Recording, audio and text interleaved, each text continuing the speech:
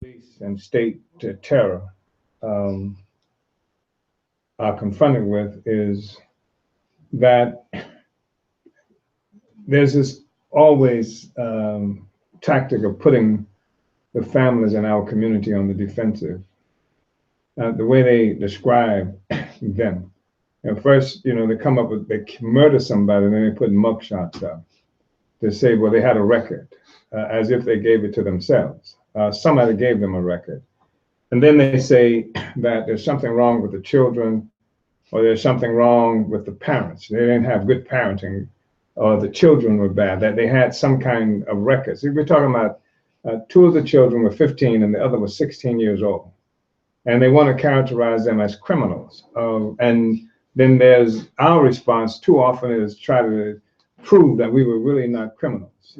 And the problem is, there are several problems here. One is that there has never been a time in our history in this country where the police, some police agency was not attacking and killing and harming us. The fact is that the prisons in this country today are filled with African people. That more than 50% of the people in prison today are there. They are black people in a country that's more than 1 million people. That's more black people in prison in this country than there are human beings in the what they call the country of Namibia, Djibouti, and other places like that in Africa. That's a huge sector of our population. We only make up, they say, something like 13% of the population, but we're more than 50% of the people in prison. And that prison relationship begins with the cops, begins with the sheriff's department. It doesn't, Africans don't volunteer to go to jail or go to prison. The police do that, one agency or another. So the first thing is that somebody needs to answer the question, why are all those black people in prison? With such a tiny minority of the population, why are all the black people in prison? And if you want to say that just black people are criminals, then say that. And then that clarifies everything. And then that helps us to understand, helps the community understand what kind of struggle we have to be engaged in. The second thing is, even if the girls had stolen the car from this strange man who has never been identified, who is in his 30s, two 15-year-old and one 16-year-old, even if they had stolen the car, that car theft is not a capital offense. It's not punishable by death. And certainly, and even if it were punishable by death, there's allegedly a process that one goes through. There's the cops who will arrest somebody, go before a judge, they're sentenced, etc. But here you have a situation where these white people who call themselves sheriff's deputies, and that's what we are. I'm talking about white people who call themselves sheriff's deputies, and white people call themselves all kinds of things, Democrats, Republicans, and sometimes it says we're the sheriff, we're the police department, but there's a history of white people killing us in this country. And then they would chase these African girls, and they say they have a no-chase policy. Now, how do they explain chasing them if they have a no-chase policy? Well, we really weren't chasing them, they were fleeing. Well, fleeing from what? From their own imagination? Then they would show a dash cam camera that shows that the cops were rolling at sometimes more than 90 miles per hour behind these girls. Then they pushed these children into the water, 15 and 16 years. They pushed them into the water and claimed that somehow they just drove into this pond. When you look at the pictures, and there are pictures available, that shows that the rear end of that car, the bumper, is almost detached, and it is quite consistent with what the police refer to as a pit maneuver, where the police chase somebody and then they will tap the back end of the car with their car in order to make the car destabilize the car and make it impossible for somebody to continue. And that's what that indicated. And the other thing about the pit maneuver is that if, especially they're on uneven terrain, rocky terrain, and moving that fast, then the car can go anywhere. It leaves the ground, often the vehicle will leave the ground. And this is not something I'm manufacturing. You can Google this and find out what the pit maneuver is. And that is consistent with those children drowning. And then they say that the heroic cops, and they really talked about how sheriff deputies were such great heroes, etc. And then you look at the video, and what you see are cops standing around chatting. There's not even stress in their voice when they're talking about these children drowned. They're not excited. They're not upset. They said that's overdue or something to this effect. This is white people who kill the children, and then they sat around having a casual chat about it. And then now we're supposed to be on the defensive, and Sister Yashica is supposed to be concerned about being considered a bad parent, and the children who were murdered, 15 and 16-year-old girls, have been demonized and vilified by the media and by the sheriff's department. So that's not going to fly. We have to really fight against that. And I want to say one other thing, that African people in this country, and especially African working class and poor people, catch hell in ways that's unimaginable to ordinary white people. We live in situations where the white middle class, they are ashamed of us, the way we live. They are ashamed of us. The white power put us in these circumstances where we can barely exist, and we have to do all kinds of things in order to exist. And the white middle class want to make sure that they clarify, white folks, we are not like these Negroes over here. So they are ashamed of us. And when you hear these discussions, these narratives of whether or not the child stole a car, why did they steal a car, why did white people steal us? Why are we in this situation, and why are poor African children? You have a situation where they're denied everything. They're denied ability to be in school peacefully without harassment, without being taught garbage that demeans us as a people. They're denied any kind of recreation. They're denied any future. It's not like these children could anticipate having a decent future for themselves. White people and white power are responsible for that, not those children. And the problem is that most of what you hear all the time is a narrative that satisfies the understanding of middle class Negroes who want to make sure that white people don't think that they are like the rest of us. And so we have to tell a certain story, and we have to act like it's necessary for us to cover up for the black working class people. We're not covering up for anybody. When Negro middle class people act like that, they're covering up for white power.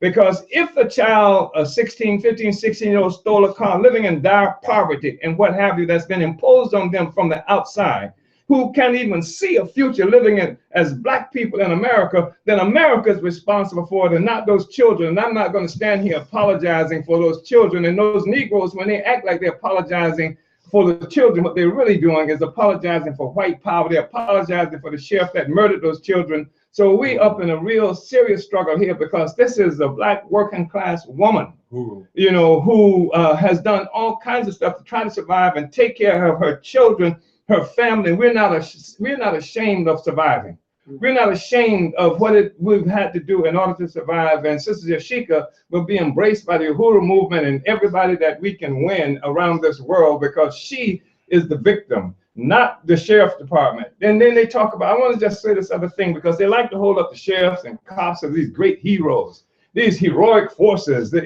I've forgotten. That sometimes, that even in this city, they have this thing about the heroic cops. They don't sound so heroic to me. Every time you look up, they're killing somebody. When he went into his waistband, I was afraid for my life. I couldn't go in the water because it was too dangerous. Well, that's your job, to do dangerous stuff. And you live on this lie about the police work being the most dangerous work. In fact, it doesn't even register on the scale of dangerous jobs in this country. You got guns, you got all this other stuff, and you're scared to death. Perhaps you should have been a nurse or something like that. But we don't accept that you were so afraid. If there had been 3 dogs in that car, as it was said before, those white people would have been in that water trying to get those dogs out. But they were African children, and they knew who they were chasing, and that's precisely why they let them die, and then blame the murder on the community. Because bad parenting, bad children, except they stole a car. Hell, I mean, America wouldn't be what it was if it hadn't stolen black people. And we're still paying the price for being stolen goods ourselves. So Sister Yashica is going to be, we embrace her in the most serious kind of way, and we embrace her as an African working class woman. You don't have to put on no airs. You don't have to act like no sellout Uncle Tom. You know, we're not going to tell you not to express your pain and your anger at what happened to you, because I'm mad as hell myself. And because that was your daughter, but she was my sister. And so I just wanted to say that. And this is who, you know, what I think everybody should understand. Don't defend her because of the possibility that the child might have stolen a car. Don't be on some kind of defensive about something like that. We're not defensive about anything because I want to know who that 36-year-old man was. They haven't said who the hell he was, who they were in the car with. Yeah. You know, did he complain? Is he complaining now? Is he, you know, I mean, I want to know who he was. Why aren't they investigating that? This area of the country is known for what do you call it? Human trafficking. It's known for human trafficking. One of the highest rates of human trafficking in the country happens here. Why weren't they assuming that that this grown man with 3 children might have been involved in human trafficking?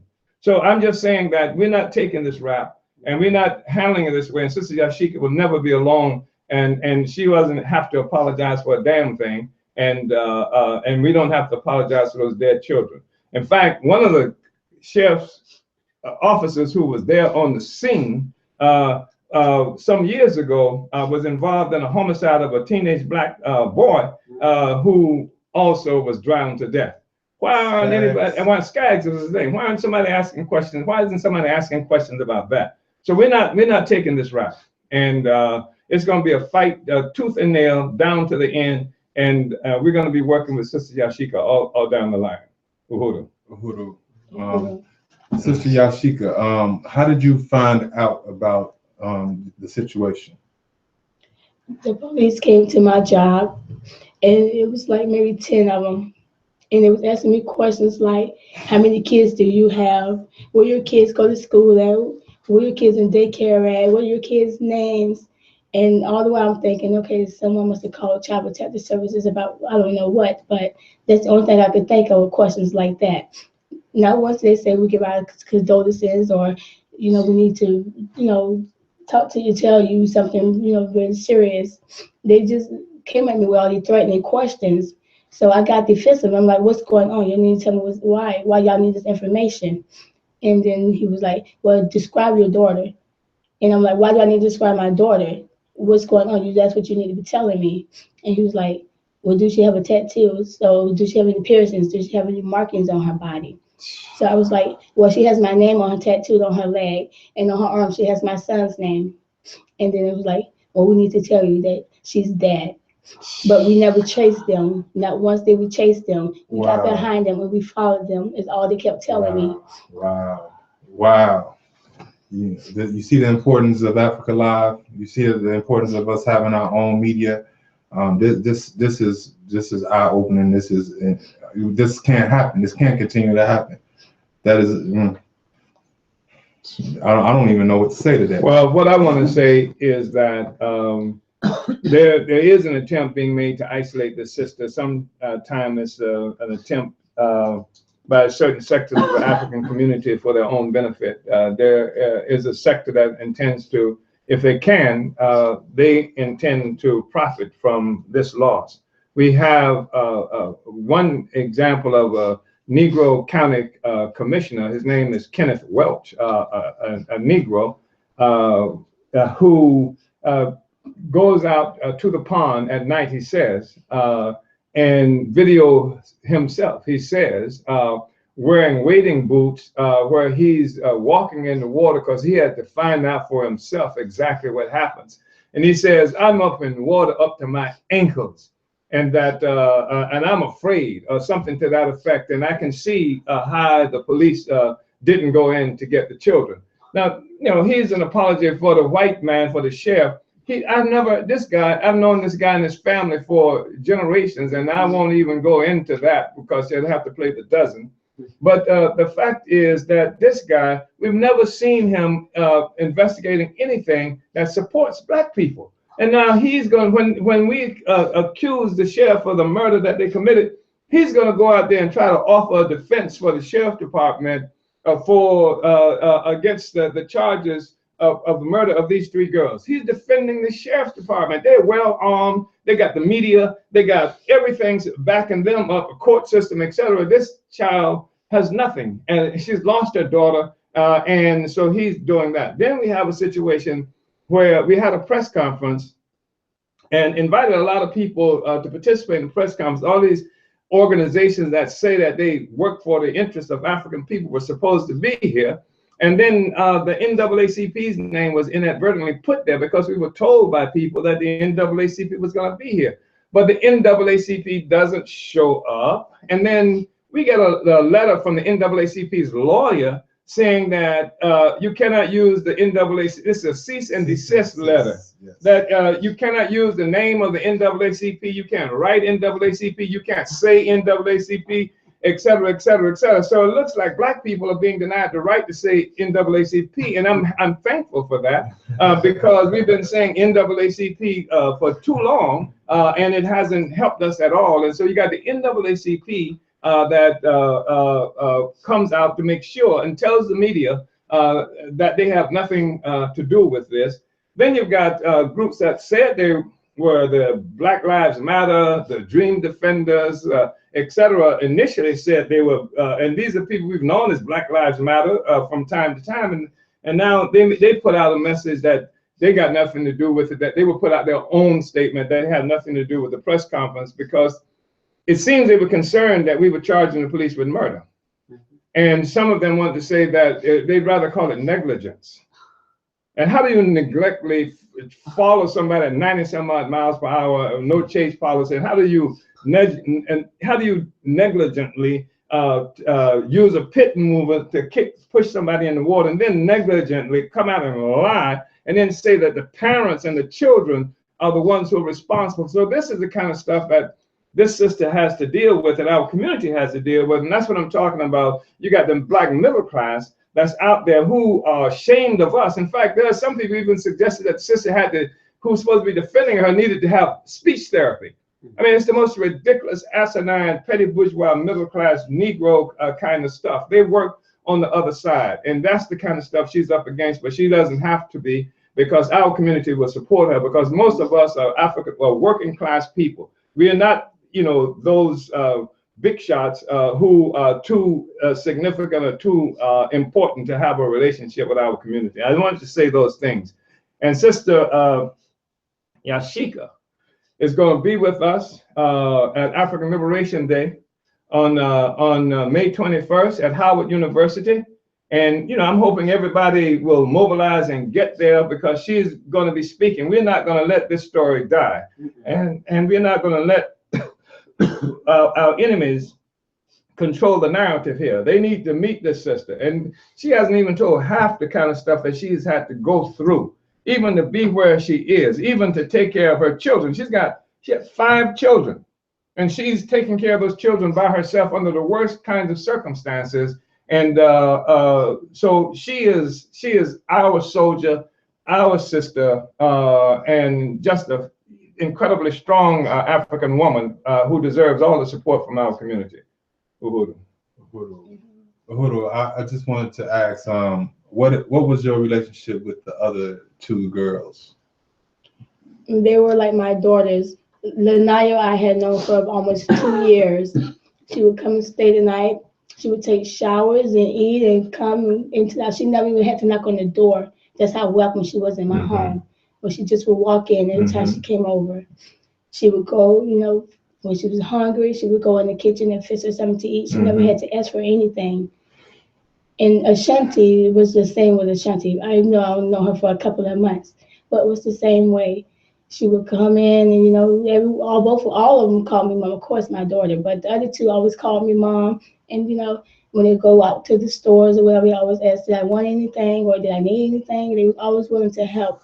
Even to babysit my younger 2 kids, they were all eager to do so as well. So I loved all 3 of them like they were all mine, even though I only birthed 1. So you in essence are fighting for all of them, all 3 of them. Yes, sir. I'm just kind of flabbergasted at the way that the state came at you and informing you of your loss. That just, I can't get over that, how they already had criminalized you and made up their mind how they were going to treat you and try to intimidate you into in your mourning. I mean, this just shows that there is no bit of humanity as far as Africans are concerned when it comes to the state. And I mean that's consistent if they steal you from your freedom to encase you in this crap or this mess, right? That we call America or the U.S. So it's just I just really can't get over that fact that and also some of the evidence that you're asking for is being withheld too, and like the cell phone. Could you tell us about the cell phone? Well, property. I mean, it may be evidence, but it's property. It's property. Yeah, property. I should say. Ooh. Not only her cell phone, but her clothing as well, and things that she had on her that night. I haven't received any of it. But when I went down there to pick up her things, I seen the bike, and I know there were more things than what they gave me. They gave me an empty purse and one of her earrings. And that was all they gave me, and told me that they weren't allowed to release anything else to me, and that I would have to take it up with the chef who was on the case. And I know his last name is Gills. I'm not for sure what his first name is, but I know his last name is Gills. And they said I had to go to the chef office and ask him. So when I went there, he's not there. But my supposedly lawyer, I called her at the same time to let her know what they released to me and wanted to question and ask her why as well. Why are they not giving me my daughter's belongings? And she's telling me, well, I always call them and I'll send emails and what have you to see why they're not releasing this stuff. And she has yet as well to even get back to me with any information on why they haven't released it. So when I asked her a couple of days ago, why did she get in contact with them? Did they say why they haven't released her or anything? And she was like, well, I'm planning to file a lawsuit because they haven't returned over your daughter's things in a couple of days. But I have yet to hear from her. Now it's going on 4 days, and I still have not heard anything from her. Do you feel that the representation that you have? Well, we work on that. We work on that. Yeah, we'll work on that. Yeah. So I'm tell me, do you have any questions or anything? No, I just want, you want to say anything? Yeah, Yashica. Is there anything you want to say more? I just want for the community to please get behind me. I'm involved with the UHU, and I'm going to continue to be involved with them even after this case is over with. These are wonderful, excellent people, and they came to me at my time of need. Even before they knew me, they welcomed me and my family and my daughter, and they were already fighting for justice for my daughter.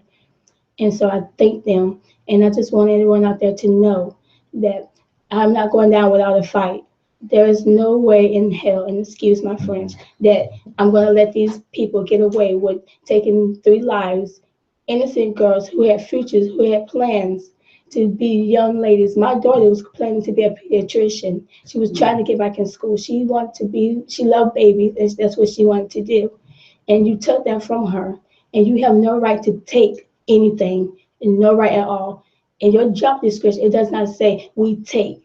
It says we protect, and you did not protect my child. And I am so pissed about that. Well, so, this is really a call for everybody to get behind this case. It's going to be a lot of work. We want to publicize this case. We want everybody who has access to this information. You can be looking for more information. There are going to be more press conferences. We're going to be having stuff up on Uhudu, on the burningspirit.com. It'll be in the Burning Spirit newspaper. We'll use every forum, every medium that's available to us. And we want you to pass the word. We want you to even go online and find out what the white ruling class media is saying about this. And we want you to be familiar with this case because it's our responsibility to get the word out. Let's share this. Let's do everything we can to get the word out so that everybody will know about this case. It's so phony what the state is saying and so obvious what the state is saying that it will not stand won't stand up to scrutiny. So let's look at it. And the other thing that I think is really important too is that Black working class people are tired of these mealy-mouthed sellouts who call themselves representing us and who actually find it's their responsibility to keep us from telling the truth and to try and make us somebody who can appeal to white power, white people, or something like that, as opposed to recognizing that, if anything, white people should be working overtime to try to appeal to us, because we ain't never did nothing to them. It's they who committed all these offenses against us. So I think that our community is tired of that. I think Black people in general are tired of this, and that we're going to be stepping forward. And this case is not going to be a mealy-mouthed sellout kind of case. We saying that the sheriff department murdered these children, and that they've done everything to slander these children and slander the parents of these children. And there are others who try to split the families and for their own benefit, and who act to cover up for the state and for the police department. And we're going to fight everybody who tries to deny justice in this case. And I'm so impressed by Sister Yashica. Before I met her, I saw her involved in a press confrontation where this woman, this sister by herself, surrounded by hostile media with mics in her face, telling them, coming up with crazy stories about the criminality of her daughter and the criminality of the children and why were the children together, etc. And I saw this woman by herself, standing up, going toe to toe with these very sophisticated, well-educated, erudite representatives of white power media. And this sister is a fighter. I mean, I was so impressed with that. She didn't have any organization with her. She didn't have any lawyer with her. In fact, somebody came up and said, "I'll be your lawyer." But she didn't have any lawyer. She was by herself. And she never should ever have to be by herself again. She will never be by herself again. But I was so impressed with her courage, because I've seen them. You've seen them on TV. White man goes into the church in South Carolina, kill 9 people. And then the media will come up and dare the victims' parents and families to say that they are upset. They're saying that you all got to say you forgive the killer.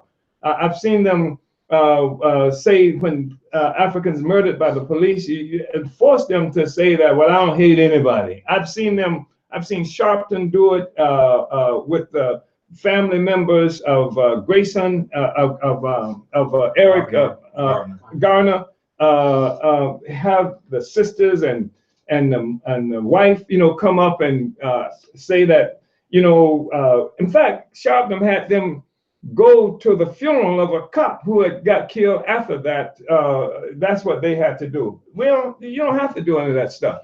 You're supposed to be mad. There's something wrong with you if you're not mad. That's one of the reasons Africans got ulcers and high blood pressure and everything, that you can't even express your anger at what's happening to you. So we've seen media do that kind of stuff to parents and family members of victims. But this sister stood up. In the face of all that media, this sister stood up and went toe to toe with them, and I was so impressed with that. So I said, "That's our sister there."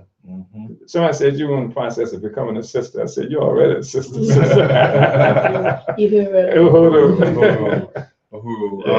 We have about 4 minutes. Did we open this up to ask anybody who wanted to call in? Yeah, we did open it up. But yeah, if you want to call in real quick, we got 5 minutes left. The number to do that is 767-565-1599. Again, that's 767-565-1599. You can call in and or you can email at dj@uhururadio.com. dj@uhururadio.com. You can email us and we can get communicate that way also. Yeah. So if you want to participate in this discussion, give the sister a shout, holler at her, and let's hear from somebody out there. Uhuru. So you were saying, Jabbar. Yes, I was just saying that we have about 4 or 3 minutes left now, and I just wanted to just how can people support Sister Yashica? I know that we're in the process of learning a lot of things about this case and about the process. But I don't know if Yashica, do you have anything as far as like a Facebook page or something like that? Well, we're planning the campaign now, Okay. Javon. Let's pull together a total campaign so that she's not going to be by herself. All right. So let's pull together a total campaign. I mean, if she has anything she wants to say, she should say that and etc. But let's pull together a total campaign so that, because we are going to be calling on people to come out and take stance. I want people to come, if they can, to Washington, D.C. for May 21st at Howard University Blackburn Center, ELD. But there's other stuff, because this is going to be a major campaign, so there are going to be resources involved in this, and I want the sister to have access to all of that. So I don't want it, if it were up to me, it would just come out piecemeal, a little something over there, a little something over there. Let's pull together a comprehensive, strategic approach to this campaign. Oh, so you heard that we're putting together a campaign, and if you want to support, just follow the Uhuru movement, also uhururadio.com, also the Burning Spear newspaper, theburningspear.com. You can go to the Impedum sites, everything that we have going on as the Uhuru movement.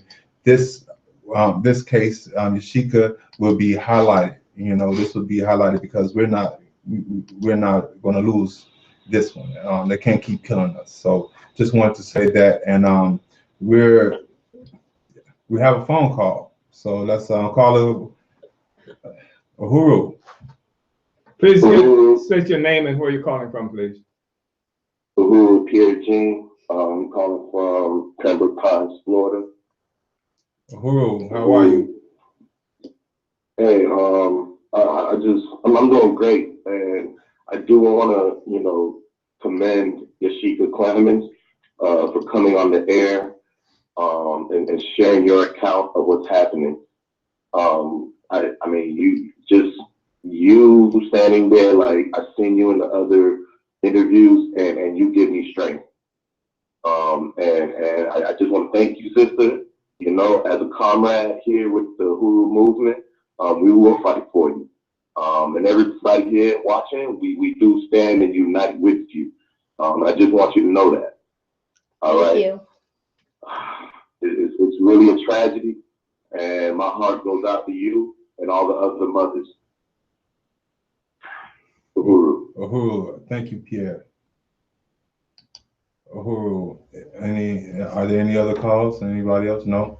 Well, I want to thank Pierre for calling in and giving those words of encouragement. We have reached the end of the show. It is actually 1 o'clock now.